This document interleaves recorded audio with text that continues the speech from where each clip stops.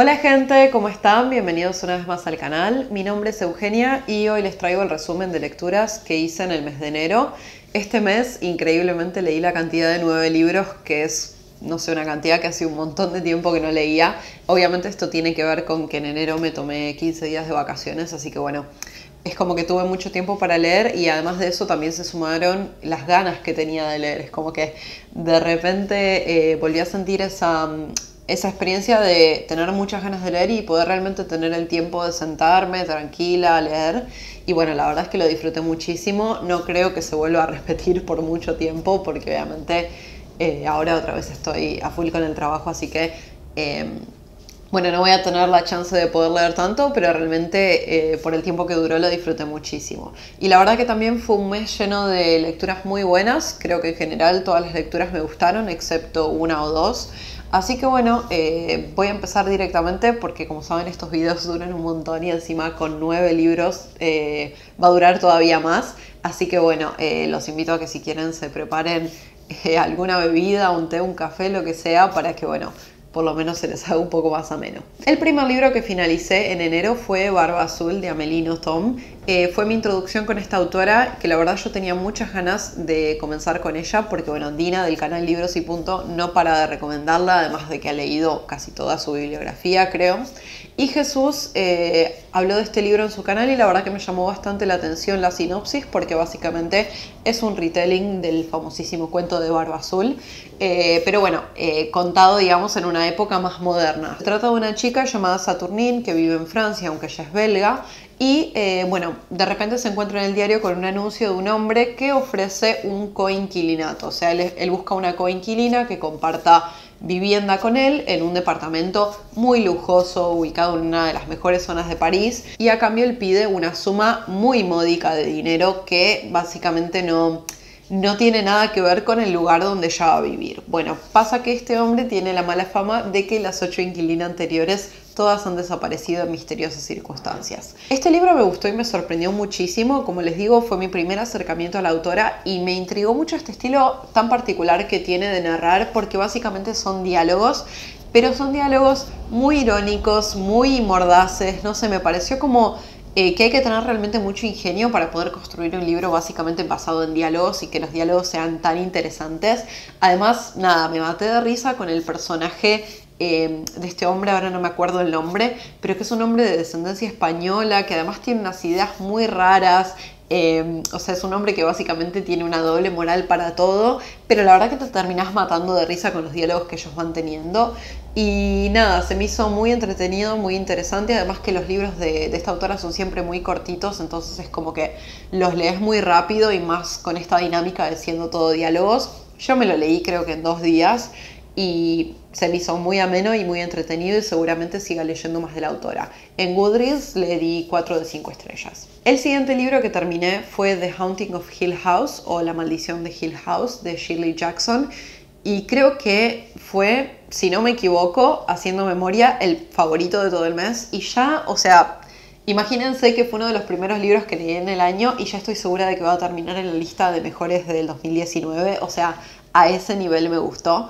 No me quiero explayar demasiado porque este libro sí les quiero hacer una reseña. Sé que vengo atrasada con varias reseñas que les vengo prometiendo, pero es que no estoy teniendo mucho tiempo de sentarme. También por lo general me gusta ver las adaptaciones antes de hacer la reseña y es como que no me está dando el tiempo, pero en algún momento me voy a sentar a planear todas las reseñas y hacerlas, se los prometo. Así que bueno, yo les quiero hacer una reseña aparte de este libro, así que les voy a hablar poco y nada para no extenderme demasiado. Pero es un libro que me gustó muchísimo. Es más, yo tengo que admitir que al haber leído Siempre hemos vivido en el castillo, que es como el libro mega conocido de la autora, es como que una pequeñita parte de mí se había decepcionado porque esperaba como amarlo y no me pasó eso. O sea, me gustó muchísimo, es un libro que definitivamente me gustó y es más, lo quiero releer en un futuro, pero no me hizo ese clic como de esto va a ser uno de mis libros preferidos de todos los tiempos, que era lo que eran las expectativas que más o menos yo tenía. Bueno, y sorprendentemente eso me pasó con La Maldición de Hill House, que es como un libro que por lo general dicen como que es un poco menos maduro, que es como, no sé, como que no es de los mejores de la autora. Y a mí realmente me dejó, pero encantadísima.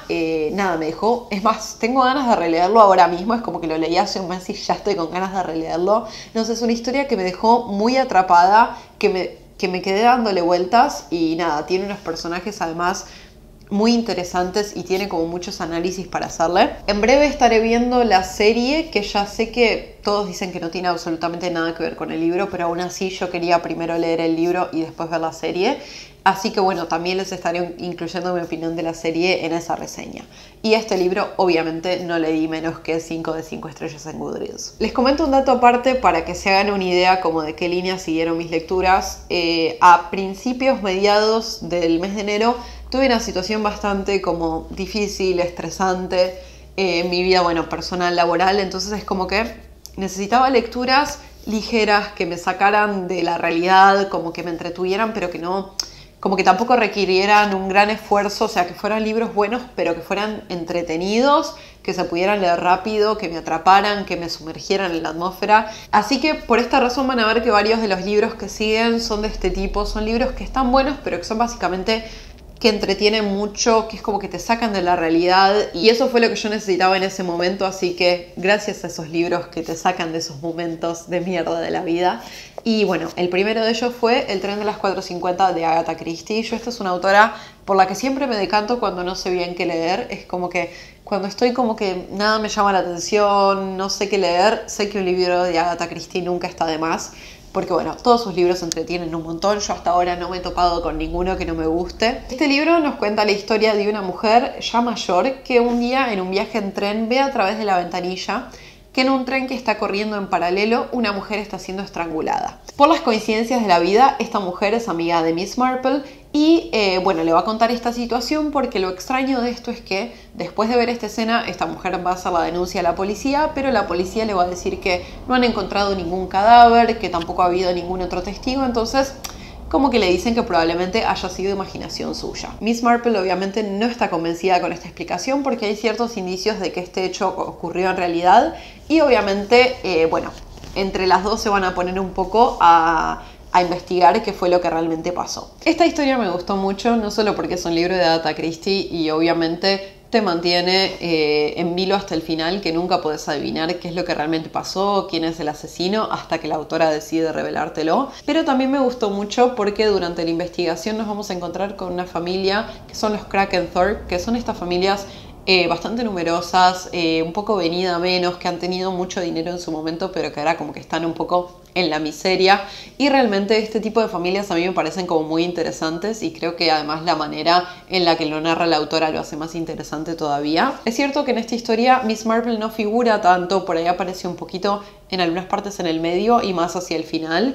Y tampoco creo que bueno, sea una de las mejores historias de la autora o de la detective Miss Marple, pero aún así yo lo disfruté muchísimo, me entretuvo un montón y le terminé dando 4 de 5 estrellas en Goodreads. El siguiente libro que terminé este mes fue The Seven Husbands of Evelyn Hugo, escrito por Taylor Jenkins Reid. Este libro lamentablemente todavía no está traducido al castellano, no sé la verdad que están esperando para traducirlo.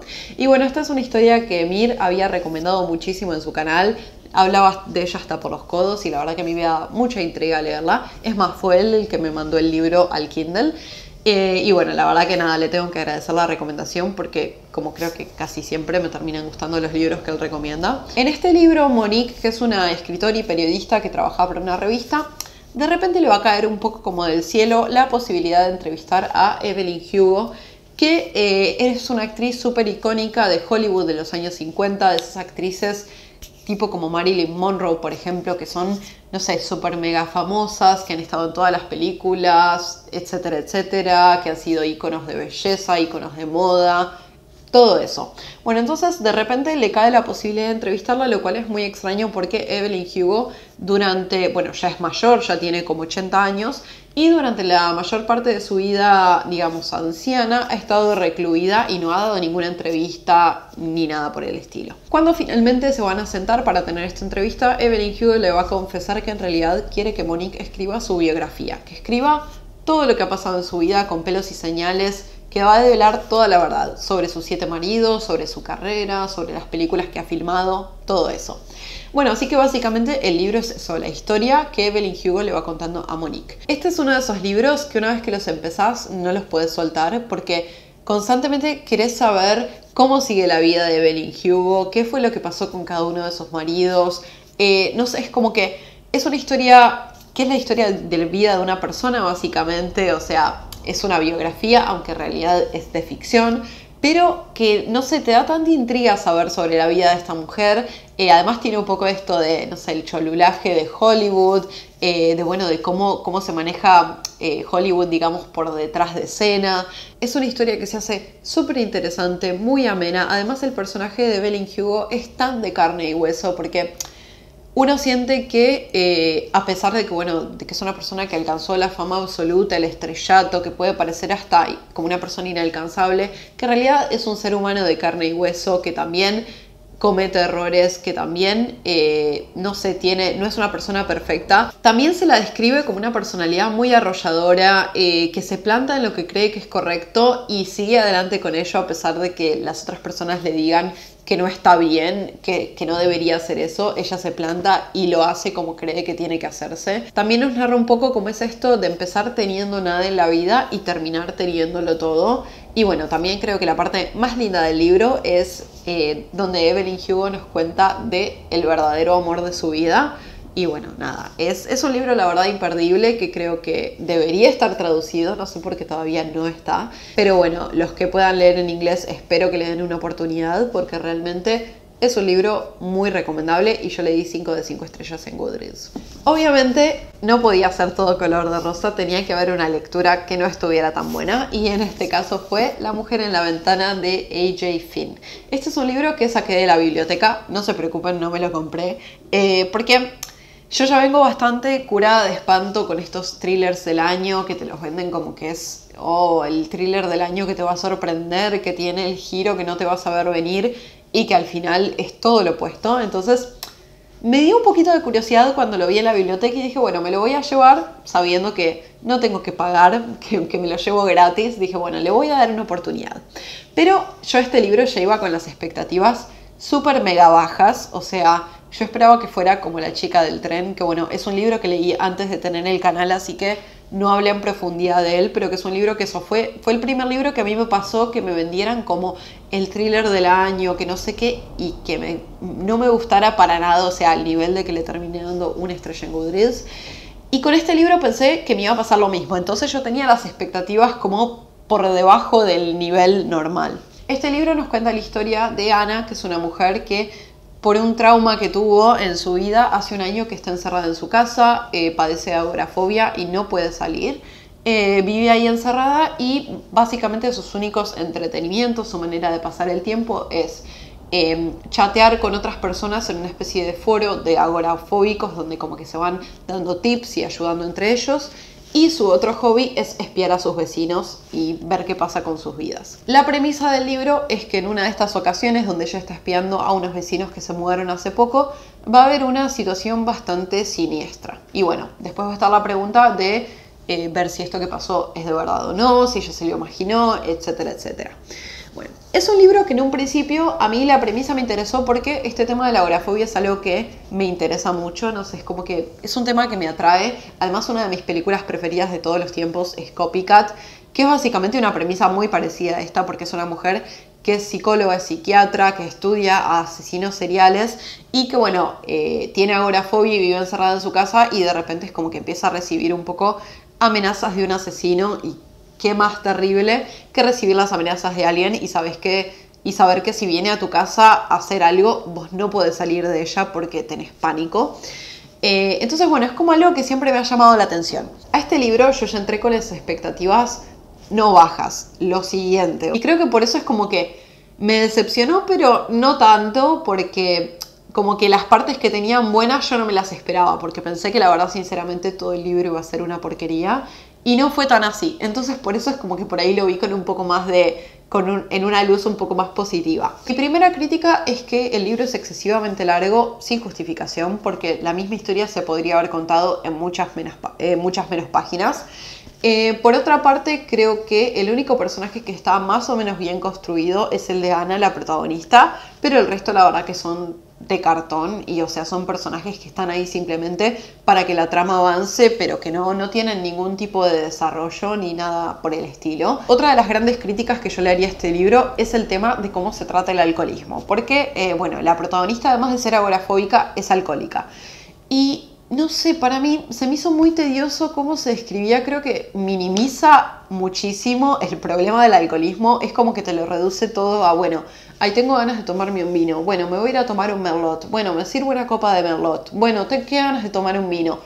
Y ya está, y como que bueno, creo que el alcoholismo es como algo más profundo que eso. Además de que se hacía súper repetitivo, es como que todo el tiempo era la protagonista diciendo que ganas de tomarme un vino o que me estaba tomando un vino y bueno, qué sé yo, no sé, la verdad que no me lo hizo interesante. Creo que una protagonista que es agorafóbica y alcohólica debería ser una protagonista como que algo que se te haga interesante. Pero la verdad que no, a mí esa parte del alcoholismo se me hizo súper tediosa y no, como que no la vi a ella con este conflicto interno como bueno, de que es alcohólica pero de que está en negación o de que se me hizo todo demasiado simplista. Como que el autor lo reducía a eso, a tengo ganas de tomarme un merlot y ya está. Y creo que bueno, es un problema mucho más complejo que eso. Por otra parte, como les comentaba, esta temática de la agorafobia es algo que a mí me llama mucho la atención, pero sentí que la verdad el libro no aportaba nada nuevo. Es más, en muchas partes se me hizo un poco una copia de esta película de Copycat, que es una película muy famosa. También hay muchos que han dicho que el libro toma bastante de la película de Hitchcock, de La ventana indiscreta. Yo la verdad que no la vi,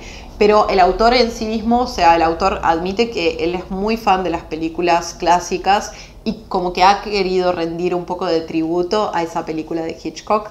Pero bueno, creo que en sí no aporta nada nuevo a este tipo de temáticas. Y por otra parte, el misterio creo que es bastante predecible. Hay una parte en el medio donde hay un giro que yo sí no me veía venir y que me sorprendió para bien, pero creo que a partir de ahí como que la novela va a pique y después los giros que vienen después son súper predecibles y no sé, me parece que no es una trama demasiado elaborada, la verdad. Por otra parte, las cosas que sí me gustaron y por las que puedo llegar a rescatar un poco el libro es que primero es un libro muy ameno, o sea, tiene como, no sé, ¿cuánto tiene? Tiene 500 páginas y se puede leer tranquilamente en 2 días porque es de esos libros que no requieren demasiado esfuerzo de parte del lector, se leen solos, además tiene capítulos muy cortos. Y a mí la verdad que esto me vino bárbaro en su momento porque estaba pasando por esta situación como medio complicada y necesitaba algo que me saque de la realidad. Y este libro sinceramente lo hace, es de esos libros ligeros que no tenés que pensar, te sentás a leer y te sumergís en la trama. Así que eso es algo que por ahí puedo rescatar un poco. Y también ese giro del medio que yo la verdad no me vi venir y creo que estuvo bueno, pero como les digo, me parece que a partir de ahí la novela se va un poco a pique. Así que, no sé, es como que no se los recomendaría. Creo que si por ahí tienen la chance, no sé, de que alguien se los preste, de sacarlo de una biblioteca, bueno, por ahí puede que les guste. También puede que les guste si es tipo de los primeros thrillers que leen en su vida, porque este tipo de libros es como que a medida que más libros lees, más le vas agarrando la onda, la trama y como que ya te ves venir lo que va a pasar. Entonces por ahí si este libro es uno de sus primeros acercamientos a este género, puede que les guste más de lo que me gustó a mí. Yo como les digo, le di 2 de 5 estrellas solo porque rescaté un par de cositas, pero creo que también le jugó a favor que yo tenía las expectativas sumamente bajas, entonces por eso no me disgustó tanto, pero es un libro que yo tampoco les recomendaría, sobre todo si ya han leído varios thrillers, porque creo que se les va a hacer bastante redundante y también predecible. El siguiente libro que leí en enero fue uno de esos libros, de esos clásicos que yo tenía pendientes hace un montón, que era como, lo tengo que leer en algún momento de mi vida y siempre lo postergaba. Y se trata de Una habitación propia de Virginia Woolf. Este libro además yo quería que fuera mi acercamiento a la autora porque sé que sus libros de ficción tienen fama como de ser bastante complejos, además están contados en este estilo tan particular que es el flujo de conciencia, entonces es como que a mí me intimidaba. Es más, cuando había salido elegido en el Club Pickwick el libro de la señora Dalloway, yo no lo quise leer porque sabía que por ahí si me acercaba a la autora con ese libro me iba a quedar como traumatizada y quería que mi primera lectura fuera esta. Y la verdad que no pudo ser más acertado. Este libro básicamente es un ensayo que se basa en una charla que ella dio en una universidad de mujeres donde ella le pedían que hablara sobre la literatura de ficción y las mujeres. Al principio de la charla ella cuenta como que no estaba muy segura de cómo abordar este tema porque como que ya veía que podía abordarse desde múltiples ángulos y termina dando la charla en realidad basándose en una teoría que ella tiene, que ya ha como gestado a partir de plantearse estos interrogantes, de que una mujer necesita dinero y una habitación propia para poder escribir ficción. Básicamente ese es como su planteo inicial. Y a partir de ahí nos va a ir llevando paso a paso junto con ella de cómo fue que ella llegó a esta conclusión, de cuáles fueron las causas que la llevaron a pensar que una mujer necesita dinero y una habitación propia para poder escribir.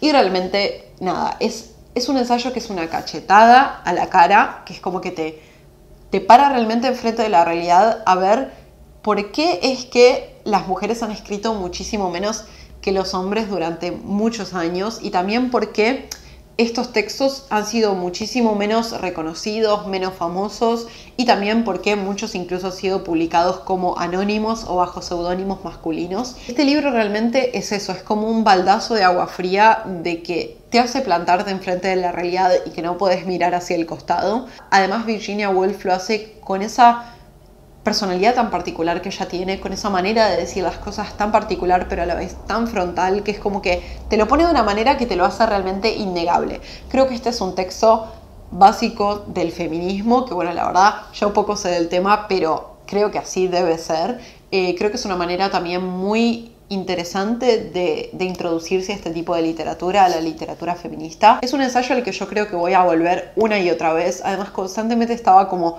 subrayando frases del libro y decía, bueno, en realidad es que como que querría subrayar el libro entero.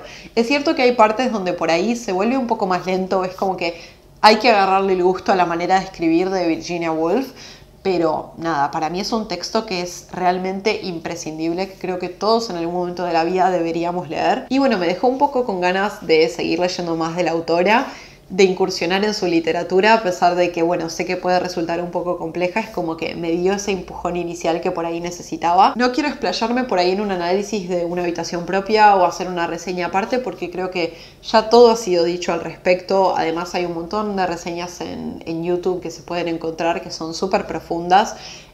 Así que el único aporte que creo que yo puedo hacer y que les quiero hacer es pedirles encarecidamente que si todavía no lo leyeron, que le den una oportunidad, porque nada, es un libro que se va a quedar con ustedes y que creo que es uno de esos libros que hay que leer una y otra vez para terminar de realmente absorber todo lo que te quiere decir. El último pequeño comentario que quiero hacer acerca de este ensayo es que me terminó de reafirmar lo olvidada que ha quedado Anne Bronte en la literatura de mujeres de la historia, porque en muchos casos la autora se ayuda, habla como de reconocidas mujeres autoras a través de la historia y sus principales ejemplos son Jane Austen, George Eliot y Emily y Charlotte Bronte.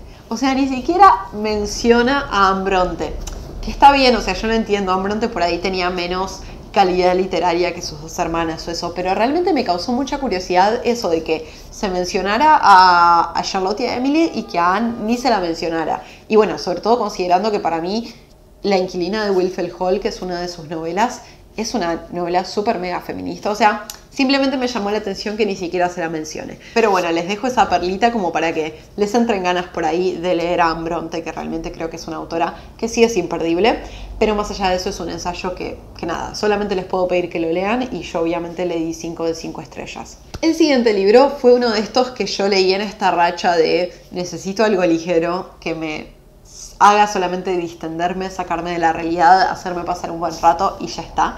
Y se trata de Tell No One o No se lo digas a nadie de Harlan Coben.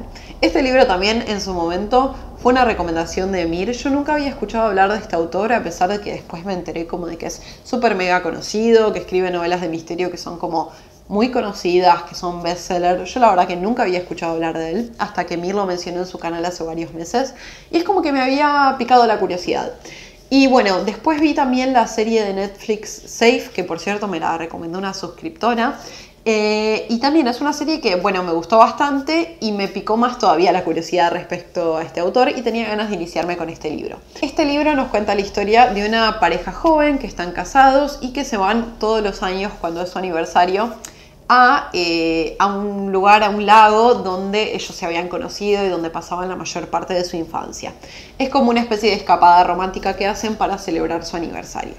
Bueno, en una de estas ocasiones, cuando ellos están celebrando su 8º aniversario y están ahí en el lago, de repente la mujer va a desaparecer. A los pocos días van a encontrar su cadáver y van a descubrir que fue asesinada por un asesino serial, que a los pocos meses también consiguen atraparlo. Así que bueno, el viudo se va a ver un poco tratando de superar este trauma y de cómo seguir con su vida.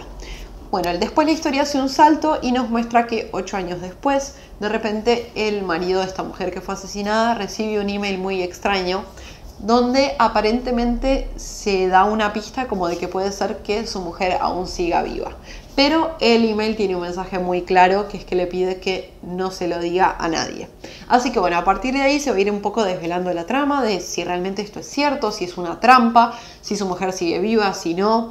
Bueno, es como que va a caer en toda esta red enorme de mentiras, de engaños y de cosas extrañas. Harlan Coben es un autor que es muy conocido por este tema de darle constantemente giros a la trama, que todo el tiempo es como que te presenta una realidad y a las 2 páginas te la desmiente y constantemente te está cambiando el escenario. Y bueno, así es como que te mantiene mareado hasta que al final ya te perdiste completamente y es como que por favor decime qué es lo que está pasando acá, y el lector no tiene absolutamente ningún tipo de indicio de qué es lo que realmente está pasando porque el autor te marea constantemente. Y con esta lectura confirmé que es verdad que es así, que constantemente te va cambiando lo que pasa, o sea, te cuenta algo y después te lo cambia y después a su vez eso también te lo cambia y es como que así consigue que el lector es como que esté perdido todo el tiempo y que no sepas qué es lo que pasa hasta el final. Esta técnica en parte me gustó y se lo agradezco porque es cierto que yo hace mucho que no leía una novela de este tipo, un thriller psicológico, una novela de misterio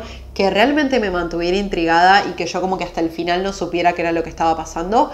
Y bueno, con esta técnica el autor realmente lo consigue. O sea, vos hasta el final no tenés la más mínima idea de qué es lo que está pasando. Igualmente, esto tiene un poco un lado negativo, a pesar de que creo que es algo bastante mínimo, y es que el autor te enrevesa tanto la trama y como que te lo hace algo tan complejo que hacia el final termina convirtiéndose como en algo un poco creíble. Y también es cierto que te terminás perdiendo un poco al punto de que hacia el final es como que ya te olvidaste de cómo había empezado la historia en un principio. Pero al fin y al cabo creo que es un libro muy original que además cumple con esta función que básicamente es la función de los thrillers, que es entretenerte, que es sacarte un poco de la realidad, y eso lo hace muy bien. Así que bueno, me gustó bastante, la verdad, este primer encuentro con el autor. Creo que voy a seguir leyendo más de él. Me lo voy a reservar para esos momentos cuando realmente quiero desconectarme y no pensar en nada. Y bueno, le di 4 de 5 estrellas en Goodreads. El siguiente libro que terminé en enero fue Parable of the Sower, escrito por Octavia E. Butler. Este libro es uno de los que yo me había propuesto, uno de los 10 libros que me había propuesto leer en el 2019, así que bueno, empecé bien el año porque ya leí uno de ellos. Es un libro de ciencia ficción de esta autora que es súper mega conocida, o sea que ha tenido mucho reconocimiento en el campo de la ciencia ficción, que ya de por sí se sabe que es un campo que no da mucho lugar a la literatura escrita por mujeres. Y bueno, la verdad que todavía me indigna que no se haya traducido casi ninguno de sus libros. Creo que al castellano solo se ha traducido Parentesco. Y esta autora tiene una bibliografía súper extensa y este libro además es muy conocido. En realidad, bueno, este libro es una duología porque también tiene una continuación que es Parable of the Talents. Así que bueno, les hago esta introducción para decirles básicamente que este libro todavía no está traducido, lo cual, bueno, me parece una pena, pero espero que se sigan traduciendo más libros de esta autora a medida que crezca un poco la demanda. Tampoco me quiero explayar demasiado con esta historia porque les quiero hacer una reseña aparte una vez que lea la segunda parte, como que quiero reseñar la duología, porque es un libro que me gustó mucho. Nos cuenta la historia de un mundo que podría decirse que es una distopía, aunque yo estoy un poco en desacuerdo. Yo diría más bien que es un mundo como post-apocalíptico, donde creo que es el año 2026 o algo así, donde básicamente el mundo se fue a la mierda, o sea, es muy difícil conseguir agua, el clima cambió completamente, entonces llueve muy poco, es muy difícil conseguir agua. En las calles hay un ambiente de violencia, o sea, la gente roba, mata, viola para poder sobrevivir. O sea, es una situación como muy eso, de que el mundo básicamente se fue al carajo. Y la gente vive como en comunidades cerradas donde tratan de entre ellos protegerse, viven rodeados como de una especie de muralla que los protege del mundo exterior y tratan como de esa manera sobrevivir. Nuestra protagonista es Lauren, que es una chica de una familia negra y que vive en una de estas comunidades cerradas, pero que de a poco ella va a ir viendo de que esto no va a poder durar mucho, que va a haber que cambiar esta manera en que ellos viven porque no van a poder sobrevivir así durante mucho tiempo. Y como que va a empezar a gestar una especie de ideología que ella tiene, que ella le llama Earthseed, que vendría a ser como semilla de la tierra, que es como una especie de nueva religión que ella sin darse cuenta empieza a crear. Este libro se me hizo muy original porque yo la verdad que nunca leí un libro de este tipo donde se cuenta eso de cómo se gesta una religión. Y bueno, me gustó muchísimo, le terminé dando 4 de 5 estrellas en Goodreads y ya les contaré más sobre él en la reseña. Y ahora sí, llegamos al final del wrap-up. Este fue el último libro que terminé en enero y también es un libro que saqué de la biblioteca y se trata de Las viudas de los jueves, escrito por Claudia Piñeiro. Este es un libro que hacía mucho yo tenía ganas de leer, es más, me acuerdo de cuando era chica de haber visto la noticia de que este libro ganó el premio Alfaguara, que en su momento, los jueces eran, 2 de los jueces por lo menos eran Rosa Montero y José Saramago, o sea, era como un premio bastante prestigioso. Y bueno, la verdad que me había dado mucha intriga porque además en ese momento también había pasado, estaba como todavía muy fresco el tema del asesinato de María Marta García Belsunce, que fue un asesinato muy conocido acá en Argentina porque fue un asesinato en un country que tuvo muchas repercusiones, que fue además un caso que siguió por muchos años y este libro como que trata un poco del tema de los countries, entonces me acuerdo de que, me acuerdo de eso, de ser chica y que me haya llamado mucho la atención este libro. Y como que siempre me quedé ahí en pendientes y nunca terminé de darle una oportunidad. Y lo vi en la biblioteca, sabía que iba a tener vacaciones y que iba a tener más oportunidad de leer y por eso me llevé 2 libros. Y la verdad que es un libro que me gustó bastante. Nos cuenta la historia de eso, de la vida de varias familias que viven en un country, que es como acá le llamamos a los barrios cerrados, estos barrios que están protegidos como por seguridad, que no puede, cualquiera no puede vivir ahí, digamos, sino como que se eligen a ciertas personas de una élite. Y el libro en realidad empieza con un suceso como medio raro que va a pasar en este barrio cerrado y como que va a iniciar la trama, pero en realidad este hecho inicial yo creo que es una especie como de excusa para contarnos cómo se fue gestando, cómo se llegó a ese desastre, por así decirlo, de cómo estas familias viven en realidad en el barrio cerrado, de cómo es vivir ahí donde todos constantemente se están observando, donde hay que mantener las apariencias, donde la presión social es muy grande. También de cómo esta gente prácticamente vive completamente alejada de la realidad, o sea, viven en una burbuja de creación propia donde, viven rodeados de una realidad que ellos mismos han creado. También es muy importante la realidad socioeconómica de cómo esta clase alta en realidad está en decadencia. Y esto refleja prácticamente a la perfección lo que pasó en la realidad en Argentina en los años 90 y que posteriormente todo esto se fue gestando hasta alcanzar la crisis económica del 2001, que que fue una crisis súper mega de alcance muy grande. Y creo que esta historia lo refleja eso también, como que es muy importante esta parte de cómo de a poco, como esta clase alta que tuvo su momento de disfrutar, de vivir la vida loca, de viajar a Miami, de comprar propiedades, etcétera, etcétera, de repente como esa burbuja se va desinflando y cómo van cayendo a la realidad hasta que, esa realidad explota y básicamente esta clase entra en decadencia. Es un libro que me gustó bastante, o sea, creo que es un libro que se hace muy ameno y que describe muy bien el ambiente. Uno realmente siente cómo es vivir adentro de un barrio cerrado, cómo es ser parte de estas clases altas. Creo que eso lo hace muy bien. Una de las pocas críticas que le haría a este libro es que me hubiera gustado más que se enfocara en menos personajes, pero que los desarrollara más en profundidad, que desarrollara como sus partes de la trama más en profundidad. Porque creo que la autora como que trata de darte un pantallazo de muchos personajes y al final como que hay algunos que se me hicieron menos interesantes y los que me parecían más interesantes me hubiera gustado como que los desarrollara más. Pero aún así es una novela que disfruté bastante, que creo que es amena, a pesar de que, en algún momento se hace bastante descriptiva. Por ahí hay lectores a los que por ahí se les puede hacer pesada en algunas partes, pero a mí la verdad que se me hizo una lectura bastante ligera. Y eso, creo que retrata muy bien esa parte como social, de la realidad política, económica, también de cómo se vive cómo vive esta gente en un barrio cerrado, creo que eso lo hace muy bien. Y bueno, puede ser que al final la resolución de esta especie como de situación que se genera al principio no se me hizo del todo creíble. Pero bueno, aún así la prosa de la autora me gustó muchísimo. Tengo muchas ganas de seguir leyendo más de Claudia Piñeiro, porque además después de haber ganado este premio, creo que esta fue su novela debut, si no estoy equivocada, después de haber ganado este premio ya siguió publicando muchos más libros, así que definitivamente tengo ganas de seguir leyendo más de ella. Y bueno, le voy a seguir dando oportunidades en el futuro. A este libro yo le di 3 de 5 estrellas. Eso fue todo por hoy. Muchísimas gracias por quedarse hasta el final del video, que estoy segura de que se va a hacer muy largo. Esas fueron las 9 lecturas que hice este mes. Me gustaría que me dejen en los comentarios si leyeron alguno de estos libros, qué les han parecido o si otros les generaron intriga. Y ya les prometo que en cualquier momento voy a estar subiendo las reseñas que les tengo pendientes. Y ya nos vemos la semana que viene con otro video.